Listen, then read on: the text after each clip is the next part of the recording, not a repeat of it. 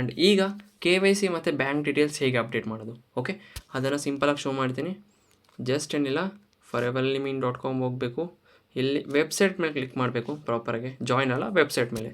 So ಇಲ್ಲಿ proper click ಮಾಡಿ login ಕೊಟ್ಟಿದ್ದ ತಕ್ಷಣವೇ ಸೊ ಈ ಥರ ಓಪನ್ ಆಗುತ್ತೆ. ಜಸ್ಟ್ ಏನಿಲ್ಲ, ಇಲ್ಲಿ ಒಂದು ಲಾಗಿನ್ ಆಗಿರೋ ಒಂದು ID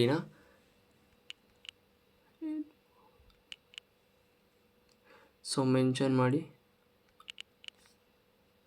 ಪಾಸ್ವರ್ಡನ್ನು ಹಾಕಿ ಲಾಗಿನ್ ಕೊಟ್ಟಿದ್ದ ತಕ್ಷಣವೇ ಸೊ ಲಾಗಿನ್ ಕಂಪ್ಲೀಟ್ ಆಗುತ್ತೆ. ಆಫ್ಟರ್ ದಿಸ್ ಸೊ ಇಲ್ಲಿ ನೋಡ್ಬೋದು ಸಬ್ಮಿಟ್ KYC ಅದೇ ಕೇಳ್ತಿದೆ.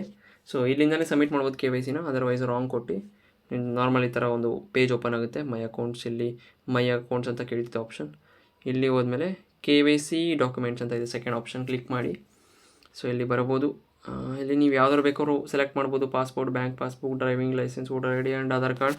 ಸೊ ನಾನು ಇಲ್ಲಿ ಜಸ್ಟ್ ಆಧಾರ್ ಕಾರ್ಡ್ ಅಪ್ಲೋಡ್ ಮಾಡ್ತೇನೆ. ಎಲ್ಲರ ಹತ್ರನೂ ಇರುತ್ತೆ ನಾರ್ಮಲಾಗಿ. Just media pictures, okay, front and back select ಮಾಡಬೇಕು. So front and back select ಆದ ನಂತರ ಸೊ ದೆನ್ ಪಾನ್ ಕಾರ್ಡ್ ಭಾಳ ಇಂಪಾರ್ಟೆಂಟ್. ಪಾನ್ ಕಾರ್ಡ್ ಬೇಕು, ಇಲ್ಲಾಂದರೆ ಇನ್ಕಮ್ ಕಟ್ ಆಗುತ್ತೆ 20% TDS ಅಲ್ಲಿ ಮೆನ್ಷನ್ ಮಾಡಿದೆ. ಒನ್ಸ್ ಓದ್ಕೋಬೋದು. ದೆನ್ ನಂಬರನ್ನು ಮೆನ್ಷನ್ ಮಾಡಿ ಪಾನ್ ಕಾರ್ಡ್ದು. ಸೊ ಮೆನ್ಷನ್ ಮಾಡಿದ ತಕ್ಷಣವೇ ಸೊ ಸಬ್ಮಿಟ್ ಕೊಟ್ಟರೆ KYC ಸಬ್ಮಿಟ್ ಡನ್ ಆಗುತ್ತೆ. ಓಕೆ, ಸೊ KYC ಸಬ್ಮಿಟ್ ಕೊಟ್ಟಿದ್ದೀನಿ. ಆ್ಯಂಡ್ ಭಾಳ ಇಂಪಾರ್ಟೆಂಟ್ ಏನಂದರೆ ಪ್ರಾಪರ್ ಕ್ರಾಪ್ ಮಾಡಿ ಆ್ಯಂಡ್ ಕ್ಲಿಯಾರಿಟಿ ಇರಬೇಕು ಫೋಟೋಸ್ ಅಪ್ಲೋಡ್ ಮಾಡಬೇಕಾದ್ರೆ. ಸೊ ಕ್ಲಿಯರ್ ಇಲ್ಲ ಅಂದರೆ ಅದು ತೊಗೊಳ್ಳೋದಿಲ್ಲ, ರಿಜೆಕ್ಟ್ ಆಗುತ್ತೆ. Keep it in mind. And next bank details update ಮಾಡಬೇಕಂದ್ರೇನಿಲ್ಲ, ಇಲ್ಲಿ ಸೆಕೆಂಡ್ ಅದೇ ಸೇಮ್ ಥರ್ಡ್ ಆಪ್ಷನಲ್ಲಿ ಬೋನಸ್ ಇನ್ಫಾರ್ಮೇಷನ್. ಸೊ ಕ್ಲಿಕ್ ಮಾಡಿ ಇಲ್ಲಿ ಪ್ರಾಪರಾಗಿ ನಿಮ್ಮ bank name, branch name, account number, verification, MICR code, FSC code ಪಾಸ್ಬುಕ್ಕಲ್ಲಿ ಎಲ್ಲ ಇರುತ್ತೆ ಅಥವಾ ಚೆಕ್ ಬುಕ್ಕಲ್ಲಿ ಇರುತ್ತೆ. ಸೊ ನೀವು ಗೂಗಲಲ್ಲೂ ಸರ್ಚ್ ಮಾಡ್ಬೋದು MICR ಕೋಡ್, ಸಮ್ ಪೀಪಲ್ ಗೊತ್ತಿಲ್ಲ ಅಂದರೆ.